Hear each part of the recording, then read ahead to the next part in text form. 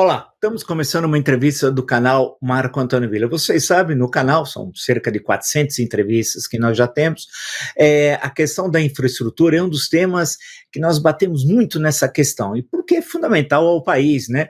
Isso tem a ver com o chamado, entre aspas, custo Brasil, mas tem a ver também com a vida das pessoas, com a melhoria da qualidade de vida, condições que são difíceis num país como o nosso, de dimensões continentais, com diversos problemas, mas nós tivemos, se a gente for olhar um período de algumas décadas, melhorias consideráveis no campo da infraestrutura. Claro que falta muita coisa, evidente, sempre faltará, mas tem questões que são essenciais, e uma delas que eu sempre acompanhei é a questão das ferrovias, porque os meus trabalhos de pesquisa no estado de São Paulo, de história, tem muitos trabalhos sobre café e ferrovias, a vinculação disso aqui no estado de São Paulo, e quando Washington Luiz foi governador de São Paulo, nos anos 20, antes de ser presidente, tem uma grande reportagem no Estado, que era o Paulo Duarte, um grande jornalista, já falecido nos anos 20, viajou o estado inteiro de trem, saindo de São Paulo, deram toda a volta no estado, voltaram a São Paulo, desceram para Santos, aí foram em direção ao sul, onde hoje os municípios de Praia Grande, Mongaguá, Periba, até a divisa com o Paraná. E eu fiquei com uma inveja danada daquela viagem de trem que eles fizeram por todo o estado. E eu nasci no interior de São José do Rio Preto, e várias vezes viajei com a minha mãe, isso faz muitos anos atrás, em vagão-leito da Alta Araraquarense, São José do Rio Preto, até São Paulo. Bem, essa longa introdução tem a ver, nós estamos aqui numa sessão de memórias, porque nós estamos hoje conversando com o Leonardo Ribeiro. Agradeço muito ele ter aceito o meu convite, secretário nacional de Transportes Ferroviários, a primeira questão que eu colocaria a ele, além de agradecer, claro, a questão do convite, são os desafios da criação dessa secretaria. E obrigado por ter aceito o convite. Professor Marco, muito obrigado pela oportunidade de estar conversando sobre ferrovias com o senhor. O senhor que sempre foi uma referência para mim, um defensor da democracia, dos valores e princípios republicanos, e é uma grande honra estar aqui conversando no Ministério do Transporte sobre ferrovias. Eu vi você comentando aí sobre a questão do transporte de passageiros, né? Eu lembro quando eu assumi aqui a secretaria, meu pai me ligou e falou assim: olha, filho, você tem que botar transporte de passageiros no país. E aí eu estou sendo cobrado aqui e em casa, né? Alguma coisa nesse sentido. E aí, Marco, essa história com ferrovias começou em 2017, quando eu estava estudando na Austrália. Eu assessorei o senador José Serra de 2015 a 2022, quando ele assumiu o Ministério das Relações Exteriores. Eu fui estudar na Austrália e morei em Melbourne, de frente à estação de trem. E lá eu tive a oportunidade de viajar bastante de trem de passageiros, aquilo foi muito diferente, né? Porque aqui no Brasil eu sou de uma geração que a gente não tem assim o transporte de passageiros avançado, né? A gente percebe na história aí das ferrovias que a gente teve ali no século XIX um boom de ferrovias, não só no Brasil, mas na Índia, nos Estados Unidos, no México, em vários países, né? Depois a gente teve aí uma expansão e um problema com o setor privado de financiamento, houve uma estatização, depois uma desestatização, e essa história é muito interessante. Mas sobre a Secretaria Nacional de Ferrovias, é uma grande oportunidade. Eu sou muito grato ao governo do presidente Lula, ao ministro Renan, por estar nessa oportunidade, nessa jornada, num momento especial, né, que o Brasil vive uma fase em que ele se insere numa agenda global de proteção ao meio ambiente, e a gente percebe diversos países investindo em ferrovias, como a Alemanha, como a Índia. A gente percebe claramente aí uma retomada dessa agenda verde, e as ferrovias fazem parte disso. Então, aqui à frente da Secretaria Nacional de Ferrovias, eu percebo que a gente está entrando nessa dimensão, e é uma grande honra estar com a minha equipe. Nesses 10 meses, a gente fez, digamos assim, um levantamento do acampamento, um mapeamento dos programas, dos processos, do que nós temos, né, no setor. Conversamos bastante com o setor privado para ter uma clareza dos diagnósticos, e hoje eu acredito que nós temos 3 grandes desafios. Primeiro, desenhar políticas públicas, Marco, né?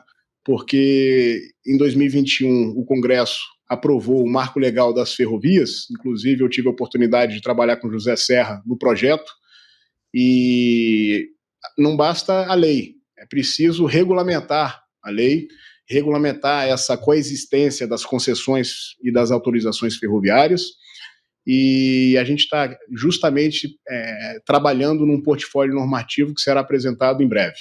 Além disso, além das políticas públicas, a gente percebe também que quando eu sentei na minha cadeira, na minha sala, Marco, eu abri a gaveta de projetos e vi poucos projetos estruturados, né? Se eu tenho hoje recursos, eu preciso de projetos para investir, para projetos atualizados, enfim.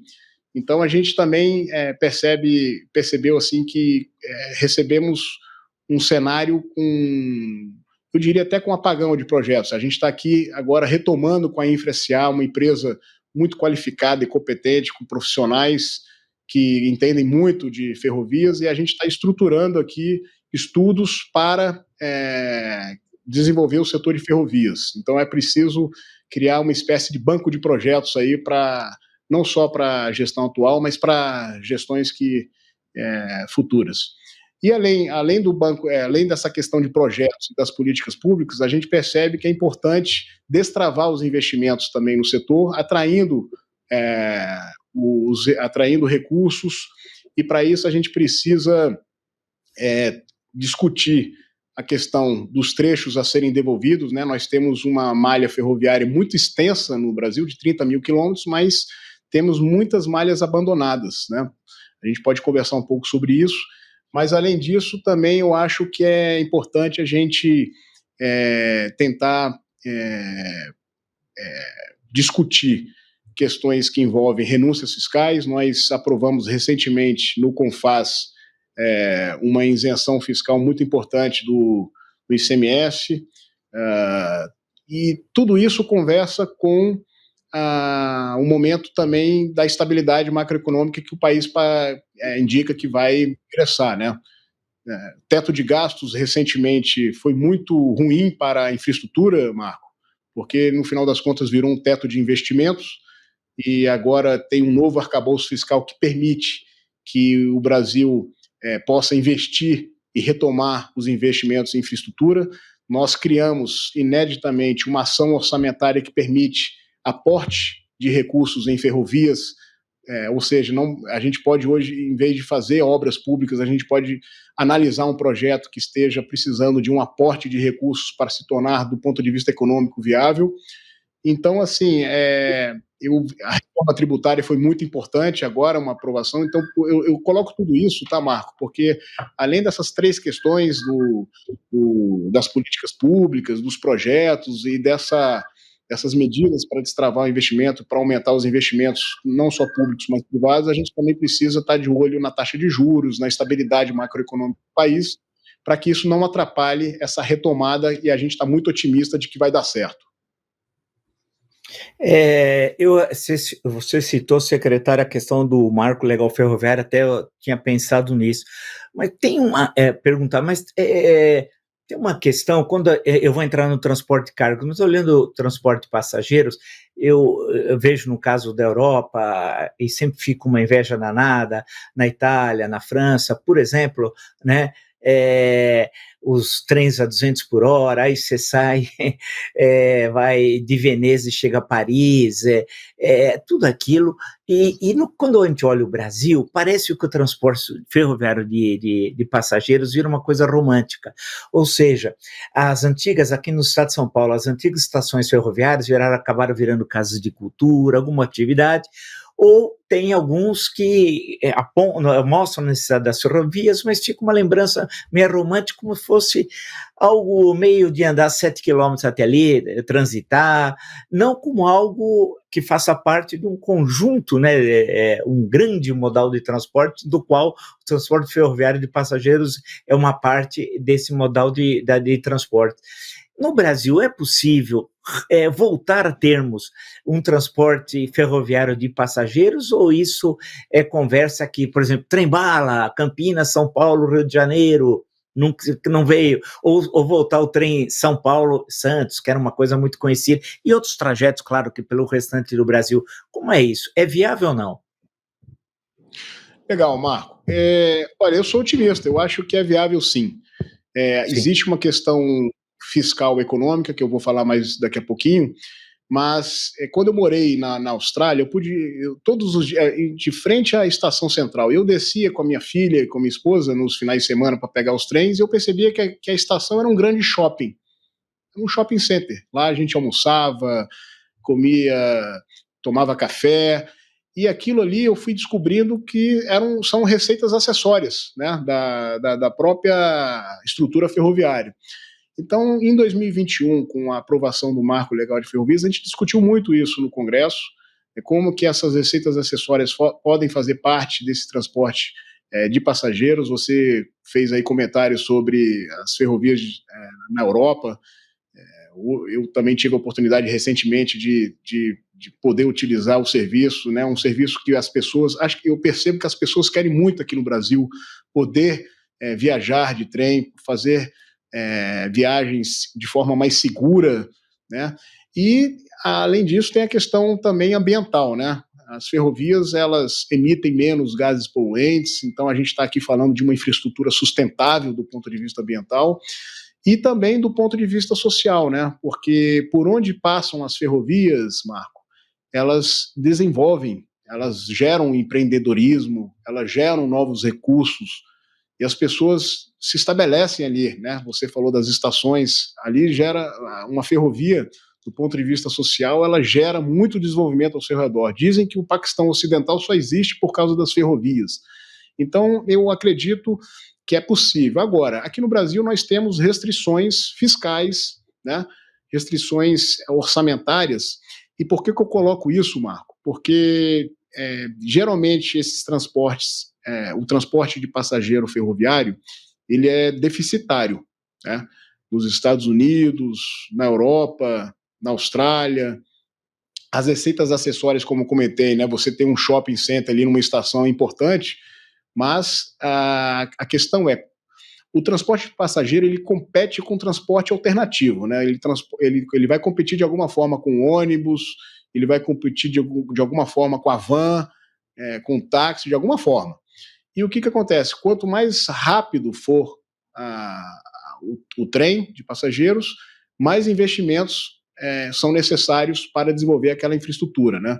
Então, para que o transporte de passageiros tenha demanda, né, em relação a outros meios de transporte, é preciso que os trens andem numa velocidade relativamente elevada, os investimentos são relevantes e muitas vezes as tarifas não são suficientes para a manutenção daquele transporte. Então, o governo precisa, e aí eu digo o governo, o poder público, junto com o Congresso, tem condições de investir no setor de transporte, mas é preciso ter uma decisão em relação a isso no tocante à alocação dos recursos, né?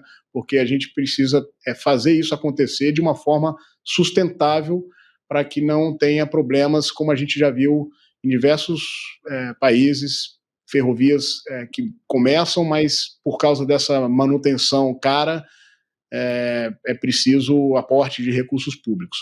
Mas a gente está começando o trabalho, fechando uma minuta de decreto para regulamentar o transporte de passageiros no Brasil. Isso é muito importante porque essa questão fiscal e econômica ela não ela é importante, mas é também relevante que tenhamos no país um regulatório, um marco regulatório abaixo da lei do Marco Legal de Ferrovias, estabelecendo algumas questões que são fundamentais para desenvolver o setor, algumas regulamentações que a Agência Nacional de Transporte Terrestre precisa fazer para garantir segurança às pessoas, né? Então a gente vai apresentar o portfólio normativo e uma dessas normas vai ser a regulamentação do transporte de passageiros. Além disso, nós estamos estudando trechos que seriam mais viáveis, né? Então, junto à Infrecear, estamos estudando, considerando a dimensão econômica, projetos que podem ser apresentados como aptos a serem viáveis do ponto de vista econômico. Então, a gente tem Brasília, Lusiânia, Pelotas, Londrina, Salvador, Feira de Santana, tem os projetos que a gente tem se dedicado a estudar, que dentro de um estudo levando em consideração movimentação de pessoas, traçado, nós temos ferrovias que estão hoje com trilhos abandonados que podem ser reaproveitados para que o transporte de passageiro volte a acontecer. Então, eu sou otimista, Marco. Eu acho que eu e você vamos estar andando aí no trem de passageiros aí no futuro próximo, aqui no Espero. Brasil. Deixa eu lhe perguntar, secretário, essa questão do transporte de carga, né? Tem questões que vêm dos anos 80, eu me lembro da Ferrovia Norte-Sul, toda a polêmica, isso é muito antigo, ainda do governo Sarney, da presidência Sarney, e todo mundo fala, assim, na linguagem comum, meio do senso comum, a informação vem de que é muito mais barato o transporte ferroviário do que o transporte rodoviário, né? Basta ver quanto transporta um caminhão e um vagão, tem as questões de meio ambiente, de logística, etc, etc, etc. E o Brasil é enorme, tem a questão dos portos, a saída hoje pelos portos da região norte e nordeste, além das tradicionais Santos, Paranaguá, etc., aqui na região sul-sudeste. A questão que eu coloco ao secretário é o seguinte: quais são, assim, hoje os grandes desafios no campo do transporte de carga no Brasil? Boa pergunta, Marco. Vendo você falar aqui, acho que você poderia ser nosso assessor aqui, porque você fez aí um panorama geral importante aí do transporte de carga. De fato, começando pela Norte e Sul, a gente tem uma entrega esse ano muito importante, né, que é a finalização das obras que começaram lá na década de 80 com o governo Sarney.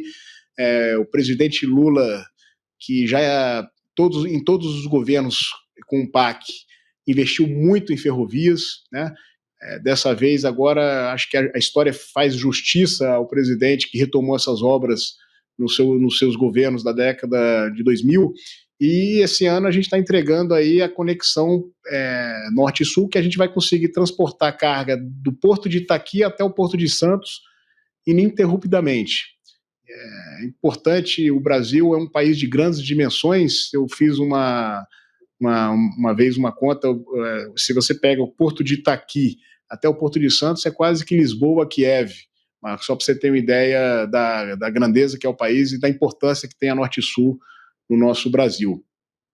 O transporte de carga, ele hoje é operado por meio de concessões, né? Você tem concessões, é um modelo em que há uma parceria público-privada ali do Estado, e agora a gente, com o novo marco de ferrovias, nós temos as autorizações ferroviárias, né, que é um regime que as empresas podem explorar de uma forma mais com fardo regulatório mais simplificado.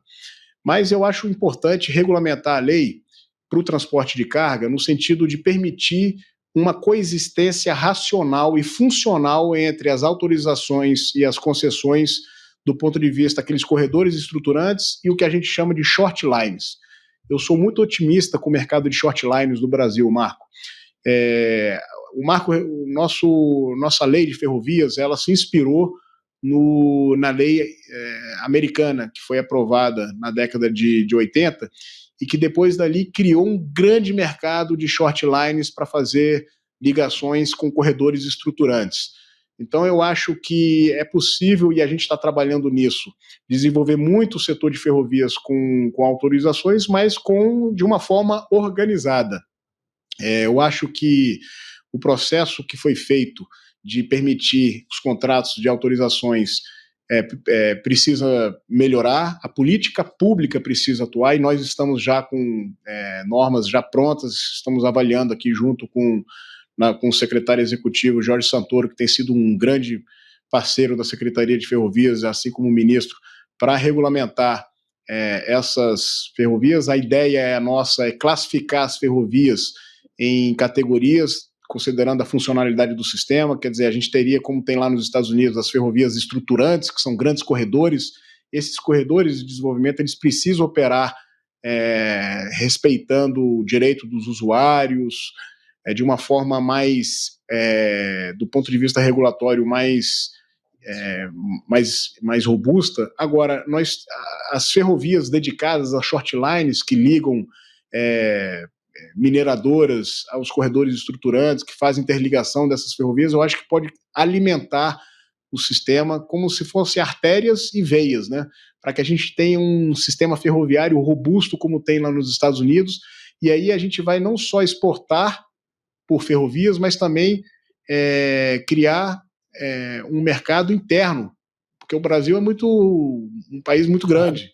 Então, essa interligação de regiões pode ser muito importante por ferrovias e para as exportações também, né? A gente está pensando muito no transporte de cargas, em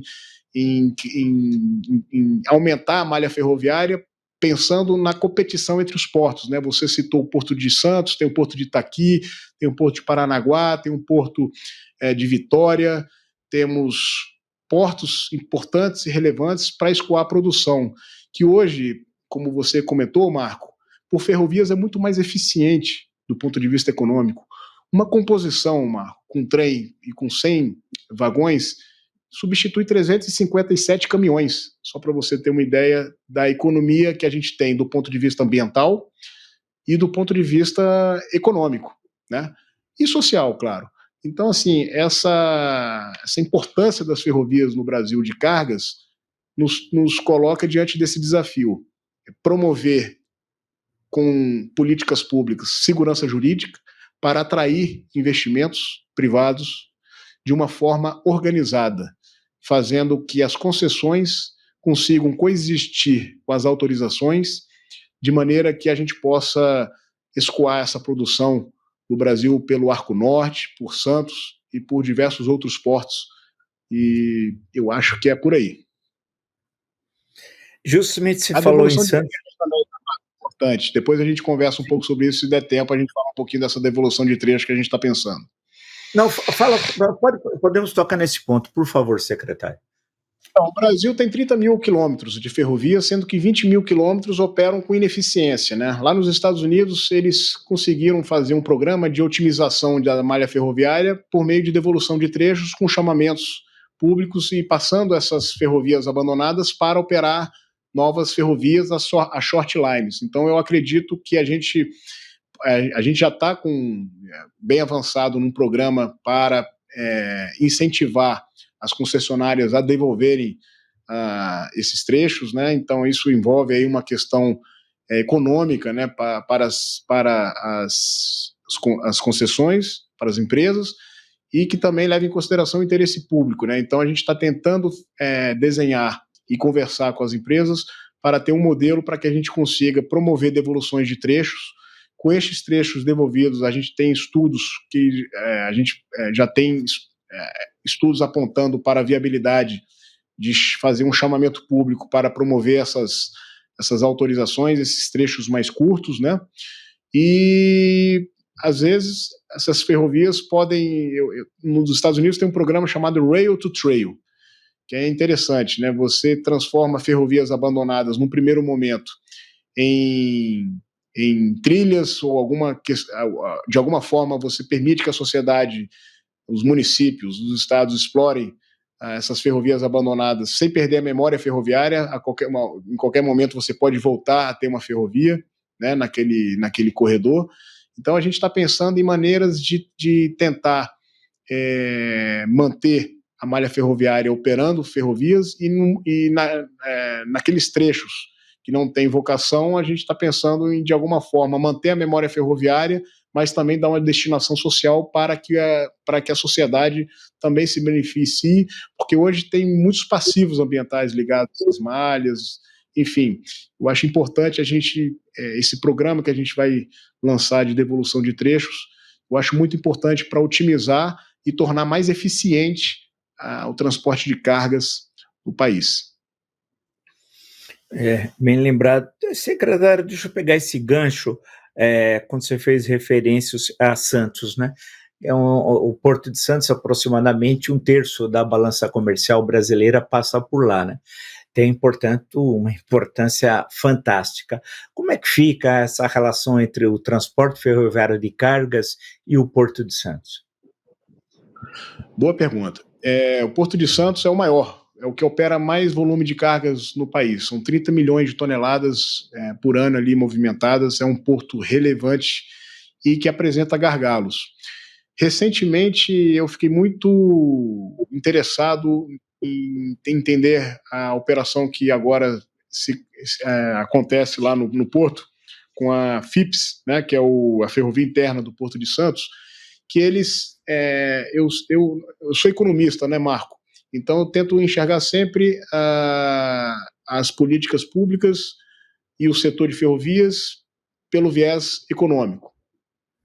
E a gente percebe ali que trafegam a MRS, a Rumo Malha Paulista e a FCA. E eles fizeram, no Porto de Santos, uma cooperação, o FIPS, que eles, por meio, quer dizer, os agentes econômicos chegaram à conclusão que cooperar é melhor do que competir. Né? A gente sempre pensa que a competição no setor privado é o que deve prevalecer, mas a cooperação, que é a competição com cooperação, funciona melhor. E então eu acho que é importante a gente incentivar essa cooperação no setor de ferrovias entre as concessões, porque no final das contas quem ganha é o país, né? Quem ganha é a redução de gargalos no Porto de Santos. Isso tudo aí se mostrou muito importante no FIPS. Eu acho que é uma iniciativa que pode acontecer em outros portos, mas no tocante a Santos, eu acho que pode reduzir bastante os gargalos do porto. E a renovação da MRS prevê alguns investimentos ali naquela região, então eu sou otimista de que a gente vai conseguir reduzir os gargalos no Porto de Santos daqui para frente, e aí a gente vai conseguir escoar a produção de grãos, de carga geral, por esse importante porto. Olha, secretário Leonardo Ribeiro, secretário Nacional de Transporte Ferroviário, é um desafio. Eu agradeço aí a gentileza de ter me atendido. Você apresentou questões aí que são interessantes para o nosso público. Inicialmente, nós voltaremos depois a discutir esses pontos. A questão da infraestrutura é vital para o Brasil. Você bem lembrou a questão do teto, como isso foi um obstáculo a ampliação organizada, planejada, evidentemente, dos gastos públicos na área de infraestrutura, né? Ninguém está dizendo para se gastar por gastar, mas gastar com planejamento e com objetivos a serem atingidos, e a importância do transporte ferroviário e essas questões dessa combinação economia, meio ambiente, sociedade, que é fundamental para nós, né? E o transporte ferroviário se coloca isso. E o Estado aqui de São Paulo, por razões históricas, como eu disse anteriormente, eu passei aí, fiz um dos meus trabalhos, é uma história do Estado de São Paulo, que virou uma série até da TV Cultura, faz tempo já. O que me chamava a atenção era justamente essa relação entre ferrovia e desenvolvimento econômico, ferrovia café, né, principalmente, e como o Estado era tomado por ferrovias. Você fez referência também, me permita, ao México. Eu estudei no México, na UNAM, e também estudei o México, gosto muito, na época do Porfiriato, né? Também era ferrovia por tudo que era lugar. Então era interessante como que a ferrovia teve um papel histórico, diminuiu, e hoje você lembrou como vários países apontam para a importância das ferrovias, com as especificidades que você lembrou, no caso do transporte europeu, no caso de passageiros com subsídios, no caso de carga, com uma série de vantagens, especialmente num país sem exagero, de dimensões continentais como o Brasil. E quando você falou Itaqui, lembrar que é no Maranhão, não estou errado, né? Então você imagina fazer a ligação Maranhão até Santos, né? Que é uma... Não é fácil. Você fez a referência a Lisboa, Kiev, que muitas vezes as pessoas não têm noção do tamanho do Brasil. Então, agradeço muito e transfiro as últimas palavras para você. Muito obrigado, Marco. Eu sou otimista que o Brasil pode se tornar um celeiro de ferrovias. Nós estamos trabalhando aqui para isso. O senhor menciona a Ferrovia Norte-Sul. Nós temos um projeto muito estruturante, que é o Corredor Leste-Oeste, e eu acho que com esse direcionamento do ministro Renan Filho e do presidente Lula para destravar os investimentos no setor de ferrovias, o Brasil e a sociedade vai se beneficiar de um modo de transporte mais eficiente do ponto de vista econômico, social, ambiental, e vamos para frente que vai dar certo. Eu acho que você sinta-se convidado a nos visitar na Secretaria de Ferrovias. Fiquei impressionado com seu conhecimento aí. Eu acho que vai ser uma boa a gente continuar batendo papo sobre isso para você trazer um pouco da história aí, que é importante, falar um pouco sobre o México e as ferrovias no século XIX. Tudo isso aí pode ser de muita ajuda aí no nosso trabalho, no nosso dia a dia. Obrigado pela oportunidade e a gente se vê. Valeu. Abraço, então. Muito obrigado.